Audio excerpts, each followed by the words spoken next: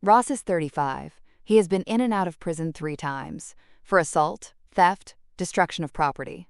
At each release, he promises, "It won't happen again," and each time it does. The difference between him and Brad? Enormous, even though both could be called antisocial. Ross grew up in a house where he was beaten from age 2. At 7, he saw his mother bleeding after a fight. At 12, he ran away from home for the first time. At 15, he was already in a street group. Ross was not born with a silent amygdala. Years silenced it, until he learned that the only way to survive was to feel nothing. The difference between Brad and Ross is the difference between innate and acquired. Brad is what we call a psychopath.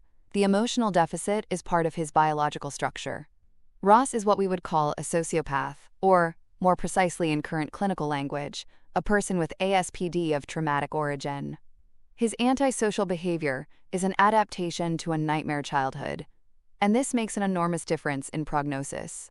The psychopath responds poorly to therapy, because therapy is based on access to emotions, and his access is fundamentally reduced. The sociopath, on the other hand, responds better. Cognitive behavioral therapy, or CBT, as it's commonly known, dialectical behavior therapy, or DBT, and schema therapy have documented results with patients who have ASPD of traumatic origin. They don't cure them overnight, but they can gradually bring them to a level of functioning where they no longer harm themselves or others. And when you meet Ross, you'll see the difference.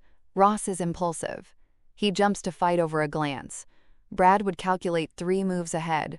Ross is visibly angry. Brad is always calm, even when planning malice. Ross wears the marks of his wounds on his face.